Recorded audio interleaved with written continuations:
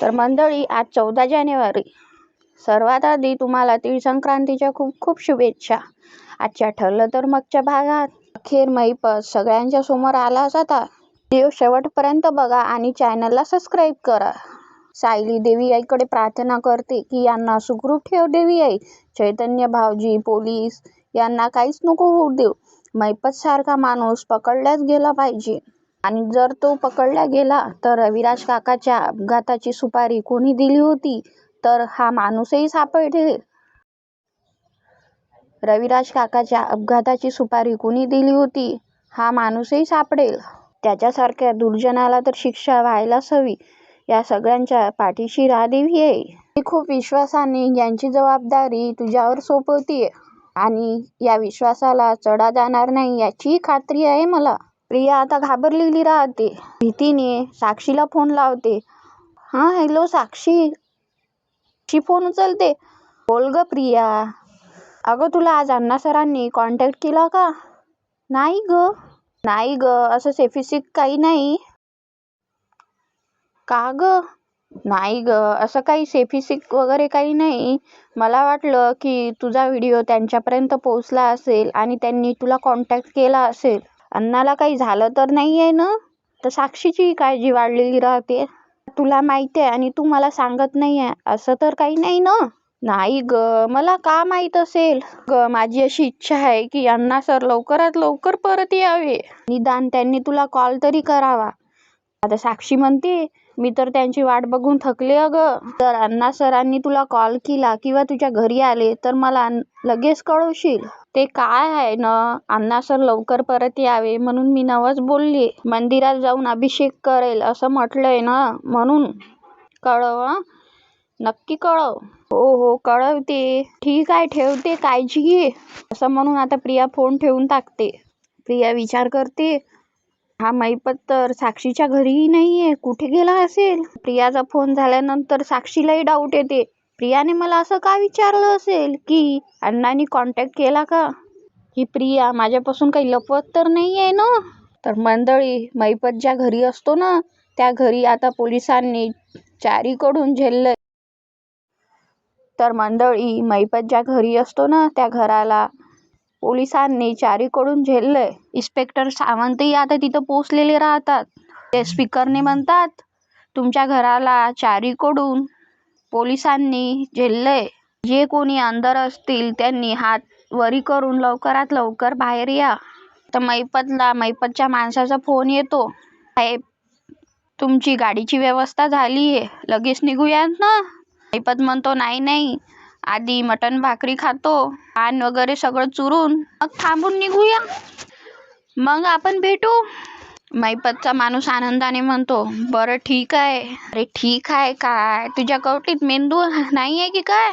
ते पोलीस माझ्यापर्यंत येऊन पोहोचलेत आहे, तिथेच थांब, मी इथून कसं निसटायचं ते बघतो. असं म्हणून मैपत आता फोन ठेवून टाकतो. इकडे इन्स्पेक्टर सावंतही स्पीकरवर जोराने सांगतात की हे बघा, तुम्हाला आता शेवटची वॉर्निंग आहे. जर तुम्ही बाहेर नाही आलात तर आम्हाला दार तोडावं लागेल. मैपत विचार करतो, इथून तर निसटलं तर पाहिजेनच आणि असंही काही केलं पाहिजे की या सगळ्यांच्या पुढून मी गेलो पाहिजे. आता मैपतचं डोकं बघा. इथल्या माणसाला घेतो आणि बाहेर निघतो.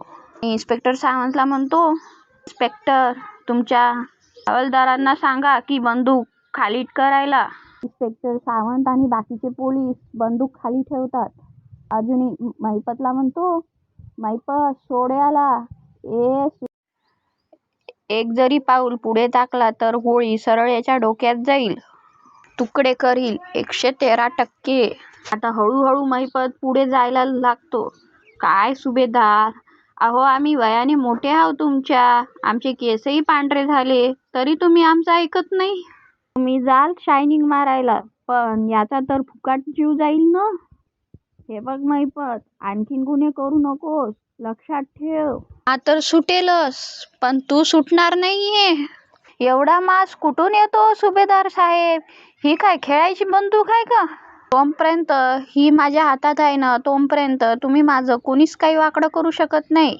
माझं ऐक मैपत, छान हो आणि सेवनगर कर स्वतःला. एवढा इंग्लिश येत नाही हो आपल्याला. पण सुभेदार साहेब, एक गोष्ट मी करू शकतो. 113% कुठली बघायची का? मैपत त्या माणसाला अर्जुनकडे लोटतो आणि तिथून पळत सुटतो. सायली देवी आईकडे शांत मनाने प्रार्थना करत असते. अर्जुन मैपतच्या मागेच असतो. अर्जुन आवाजही देतो, मैपत. मैपत परत अर्जुनला गोळी मारतो. अर्जुन चटकन भिंतीच्या साईडला होतो. पुढे जाताना मैपत खाली पडतो. अर्जुन मैपत जवळ आलेला राहतो. आता तर तू सुटशीलच नाही मैपत. तुला तर मी आता मैपत परत बंदूक दाखवतो. आता अर्जुन धीटपणे म्हणतो, हिम्मत असेल तर चालव गोळी. नाही नाही सुभेदार, तुला जिवंत सोडायला मी तयार आहे. मला फक्त तू इथून जाऊ तर ये. तू आता कुठेही जाणार नाही आहे मैपत. तुझा खेळ संपलाय आता. खेळ माझा नाही, खेळ तुझा संपलाय. कळलं का सुभेदार? मारायला तयार राहा आता. मैपत गोळी मारतो, पण आता त्या बंदुकीतल्या गोळ्याही आता संपलेल्या राहतात. लगेच तिथून पळण्याचा प्रयत्न करतो. प्रतिमा काकूला कसं घाबरलं होतं, तसंच आता अर्जुनलाही प्रतिमा काकूला कसं घाबरवलं होतं, तसंच आता मैपत अर्जुनलाही घाबरण्याचा प्रयत्न करतो. शाल दाखवतो. येणार रे सुभेदार ये. कारण आज जर या जंगलात जर तुला उभं जाळलं नाही ना, तर ना मैपत शिकरे सांगणार नाही. तू असं ऐकणार नाहीच मैपत. मैपत मशाल अर्जुनकडे फेकतो तर अर्जुन लगेच खाली वाकतो.